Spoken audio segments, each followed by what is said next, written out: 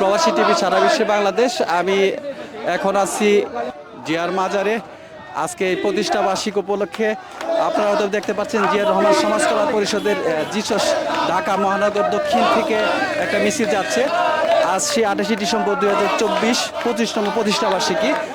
আমরা প্রবাসী টিভির মাধ্যমে দেশে এবং বিদেশি যারা প্রবাসে আছেন তাদেরকে দেখানোর চেষ্টা করছি। বিশিষ্ট আইনজ্ঞ এবং বিএনপি চেয়ারপারসনের সম্মানিত উপদেষ্টা ব্যারিস্টার মাহবুবউদ্দিন খোকন উপস্থিত রয়েছেন।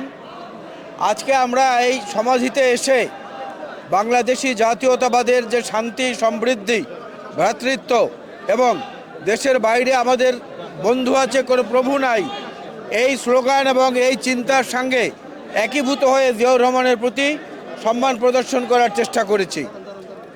জিয়াউর রহমান সমাজ কল্যাণ পরিষদকে বলবো, 16-17 বছরের একটানা সংগ্রাম, কোটি নেতাকর্মী মামলার আসামি, 700 নেতাকর্মী গুম হয়েছে, 1200-র উপরে খুন হয়েছে।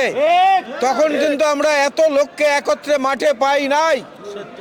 আজকের ভিড়, আজকের এটা দেখে আমরা একদিকে আনন্দিত, আরেকদিকে কিন্তু আবার চিন্তিত। যারা 16 বছরের আন্দোলনের টানা তাদের আত্মত্যাগকে বহিয়ান করেছেন মানুষের কাছে, তাদের কাছ থেকে পরামর্শ না নিলে এই অন্তর্বর্তীকালীন সরকারের সফলতা নিয়ে প্রশ্ন থেকে যাবে।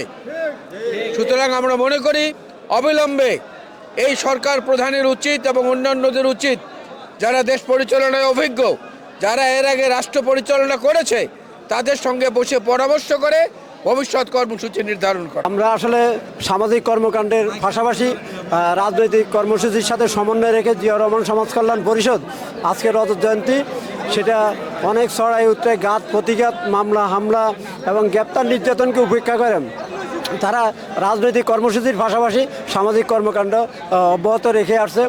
আজকে থেকে 25 বছর আগে জিয়াউর রহমান সমাজ কল্যাণ পরিষদ প্রতিষ্ঠা হয়েছিল। জিয়াউর রহমান সমাজ কল্যাণ প্রতিষ্ঠার মূল মন্ত্র ছিল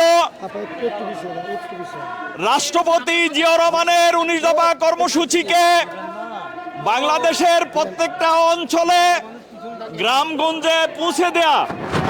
আমাদের লক্ষ্য ছিল কৃষক, জনতা, শ্রমিক যারা আছেন, দেশের মানুষকে জিয়াউর রহমানের কর্মসূচি এবং বেগম খালেদা জিয়ার যে কর্মকাণ্ড, এগুলোকে পৌঁছে দেওয়ার উদ্দেশ্য ছিল জিয়াউর রহমান সমাজ কল্যাণ পরিষদ। বিশ্বে যারা দেখছেন, দেশে এবং বিদেশে প্রবাসী ভাই এবং বোনেরা, আমরা সবসময় এই প্রতিবেদনটা দেখানোর চেষ্টা করি। বাংলাদেশের বিভিন্ন অঞ্চলের বিভিন্ন বিষয় আমরা তুলে ধরি। আজকে আমরা তুলে ধরার চেষ্টা করছি। প্রবাসী টিভির সাথেই থাকুন। মোহাম্মদ মঞ্জুর ইসলাম হীরা, জিয়া উদ্যান, প্রবাসী টিভি, ঢাকা।